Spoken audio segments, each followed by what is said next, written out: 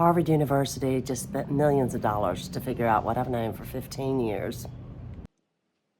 Indonesia won. First place, which just made no end. It's called the Global Flourishing Study.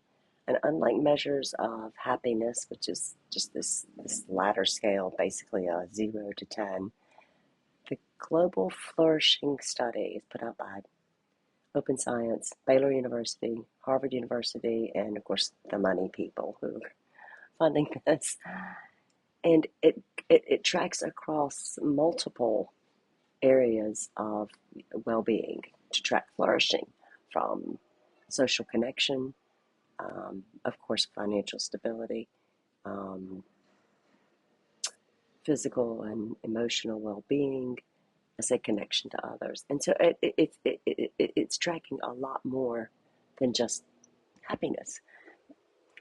I'm jumping in here during the editing process because I forgot to say character and virtue, and that was just critical. While I was reading how high Indonesia scored on character and virtue, it reminded me of 10 years ago I read a study about which countries were the most generous, which ones had given the most. It's America, trust me, very generous nation, and Indonesia is second. Indonesians are so generous, full of volunteering and full of just generosity.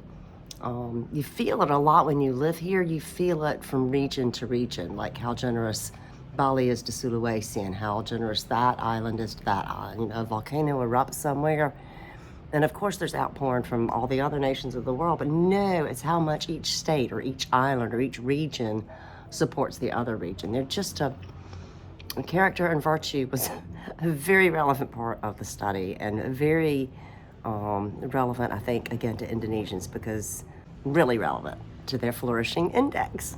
The study is representative of 64% of the world's population, 22 countries, which seems like a really small number, but turns out it's a longitudinal study, so they have to track same people over this 5-year course of studying. Only 1 year's out. That was 2025 last year. Data's just now out, except I can't see the data because, science, closed doors. But I'd love to see a list of all the countries. I did get a map. I'll throw up later. I'll throw up a bunch of screenshots I took of the information that I was able to get. But it's just interesting that, the countries that you would typically expect to score highly, due to developmental advancement, like, the Sweden and, well, I mean, even Australia and America, just these typical Western countries, of course, it didn't score so well.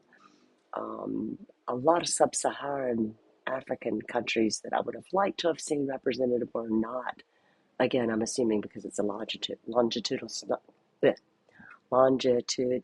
study, just over time. I'm just going to say over time, 5 years. And therefore, for replicable, I'm just going to try not to talk any of these big words that were in the study. In order to replicate those, it is a structural nightmare. So you've got to find the research people. It's cross-cultural. Just a question on its own sounds different to somebody in Great Britain than it does to someone in Egypt. So those are indeed big challenges. But I've loved to see. In slot number 2, Indonesia scored 8.5.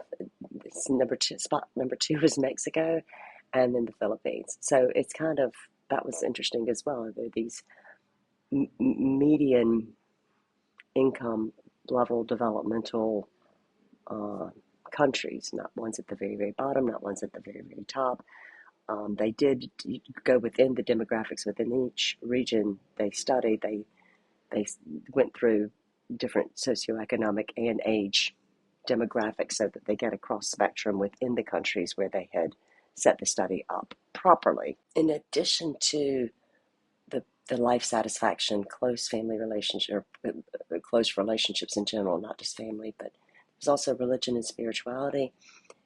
There was meaning and purpose. It was just the one question, but meaning and purpose turns out to be a really probably delineating factor, I think, for Indonesia. And the religion question, because something like, I don't know, about 80% of Indonesians are Muslim, and the rest are Christian, Hindu, uh, Buddhist. And so Indonesia is a highly religious um, country, and I wonder how much that impacted.